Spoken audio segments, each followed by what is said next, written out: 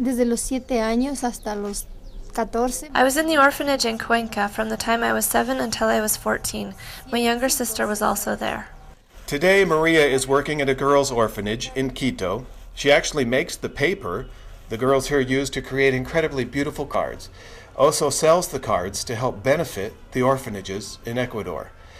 But on this day, it was a special trip for Maria and her younger sister to a home an hour away from Quito, a home for retired nuns, including those who played such a pivotal role in Maria's life. They were small then, now a little bigger.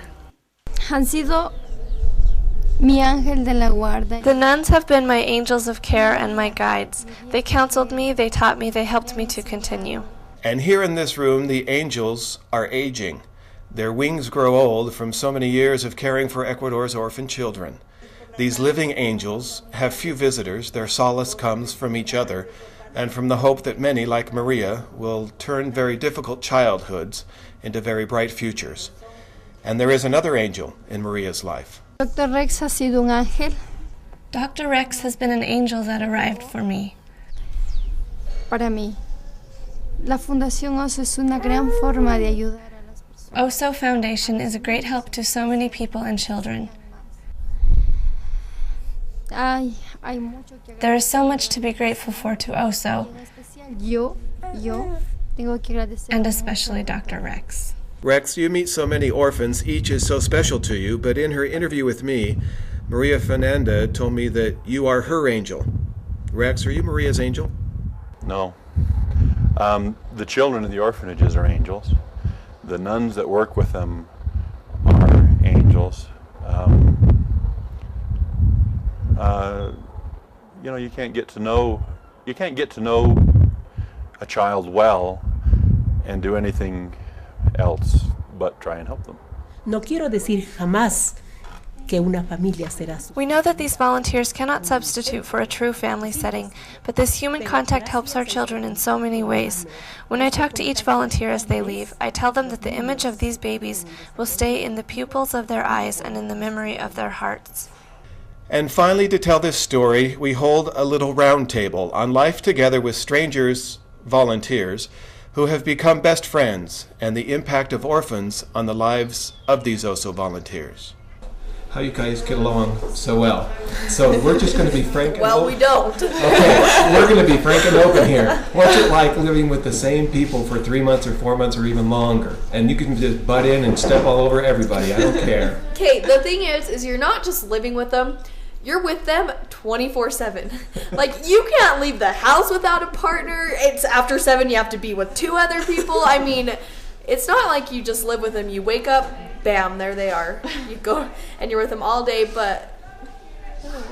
So it's not like you're just living with them, but yeah, it's fun. I mean, it's not, you have to come expecting to have some, you can't come and get along with 13 girls if you're together for 3 months straight. So you have to expect to have some problems. It's normal.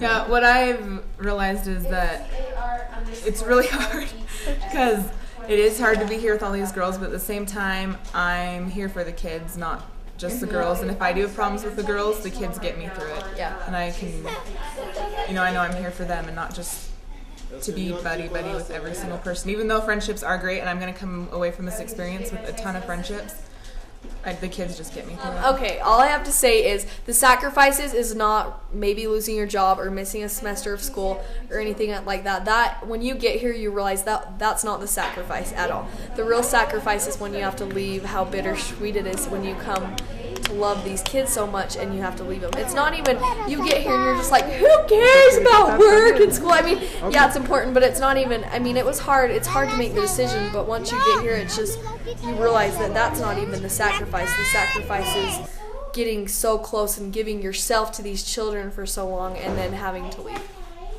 That's what I think. I actually got engaged just a week and a half before I came, and so I was just, I don't know. I knew that I wanted to come, and I knew that this is where I was supposed to be, and this is what I was supposed to be doing. And so putting a marriage on hold isn't a big deal. I have these kids in my life for 4.5 months, and I'm going to be with my fiance for, forever. And so it's not going to be that big of a deal to take 3.5 or 4 months out of my life just to be with the kids. It's just so worth it to me. But there's this one little girl, and her name is Mari, and she's just the most precious little, like, 3-year-old. And she's just so sweet, and she comes, we go outside, and she'll always run over and pick all the dandelions, and she'll bring them to me and just, like, show them to me. And she's not supposed to touch them because they're dirty. So I say, "Más sucio." No, it's okay, and I take them. And so sometimes I just put them in my pocket and take them home with me, so I still have them. But just her face when she just comes running up to me, just showing me her little treasures, it's just so sweet. And I'm just glad that I get to be a part of it and just help her and be there for her when she's smiling and stuff. And I love her with all of my heart. I love all of the kids, but for some reason Franny does something to me and I just can't explain it. And whenever she comes running to me and just plays with me and holds my hand and just walks around on the patio with me, that's all she has to do, and she makes me so happy. And every time I walk by there, those kids make me so happy. And I was telling McKenna once, we were walking down there and we walked by and waved to all the kids and they were saying hi to us, and I'm just like, those kids make me so happy. I just can't believe it.